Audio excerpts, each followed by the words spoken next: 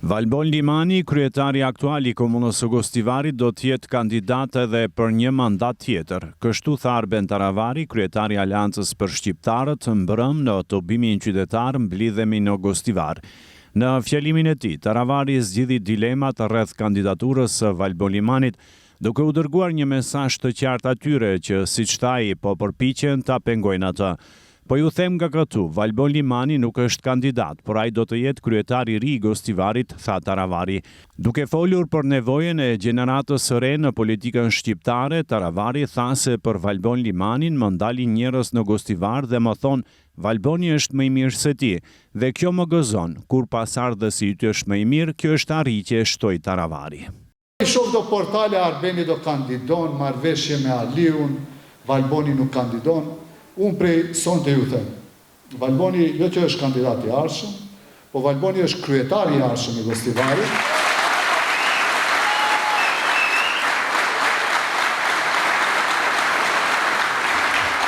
Unë e them publikisht se për mu nuk planifikoj më asnjëherë asnjë pozicion publik, dhe këtë e them publikisht para gjithëve juve, si kryetar partie, po se po vazhdoj. Kemi stazat gjata, kemi plan të mirë, dhe Aleanca për Shqiptarët shumë shpejt, do të bëhet faktori kryesor politik shqiptar.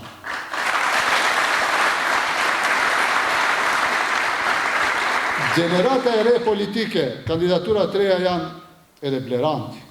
Blerant Ramadani është figurë e re, e cila premton shumë. Janë edhe shumë figura tjera që sot, po na duhen edhe njerëz me përvojë, mos e harroni.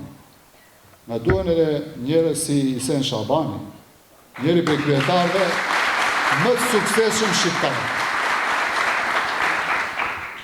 Kryetari I komunës së Gostivarit, njëherët antar I kryesisë qendrore të Aleancës për Shqiptarët, Valbon Limani, ka paralajmëruar fitore në zgjedhjet lokale. Bashkë me ju, tha Limani, do të festojmë në Gostivar, e Aleanca për Shqiptarët do të triumfoj cep më cep.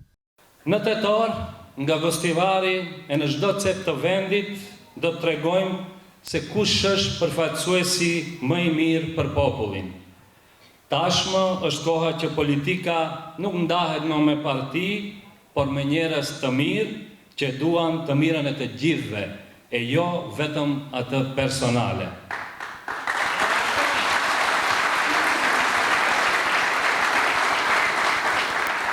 Do festojmë në tetor, e sa për mua jam I lumtur që do të festoj me të gjithë ju në Gostivar, që kudo e përgjithmonë e kemi të parë.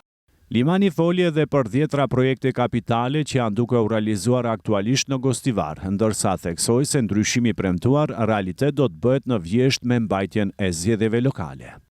Këto ditë të nxehta të verës, disa orë, çdo ditë jam në teren, duke ndjekur punimet që bëhen për rrugët e reja në kuadër të projektit Komun në Punë.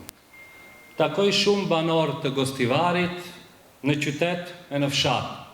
Bisedoj dhe secili është ndryshe nga tjetri, por të gjithë një gjë I bashkon, dëshira për ndryshim. Ndryshimi që donim nuk erdhi, por ne kemi nisur këtë punë prej kohësh dhe nuk ka asgjë që e ndal atë.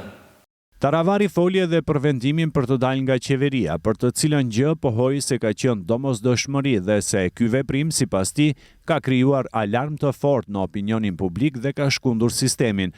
Është e vërtetë që disa ish antar tam mbetën në opozita, por ata nuk kanë më identitet politik. Nëse I pyesni se ku do të jem pas tetorit, as vet nuk e din, deklaroi Taravari. Ai shprehu indinjat ndaj veprimeve të kolegëve të tij të partisë, Azir Aliu dhe Arben Fetaj, që mbetën në koalicionin qeveritar dhe u bëri thirrje atyre të kandidojnë në zgjedhjet lokale. Unë kam dalë në fushë mejdanit këtu në Gostivar. Nuk e kam arrit që prej rundit parë ta fitoj Gostivarin për 30-50 vota, por këtë herë me Valbonin duhet ta fitojmë prej rundit parë Gostivarin.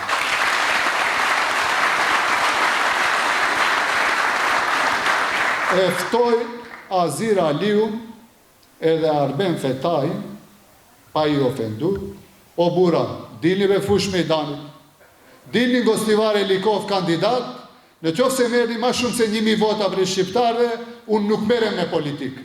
Hajde bujruni si dojë. Ai foli për situatën aktuale politike dhe marrëdhëniet në koalicionin qeveritar, duke i vlerësuar ato si të pafavorshme për shqiptarët në Maqedoni.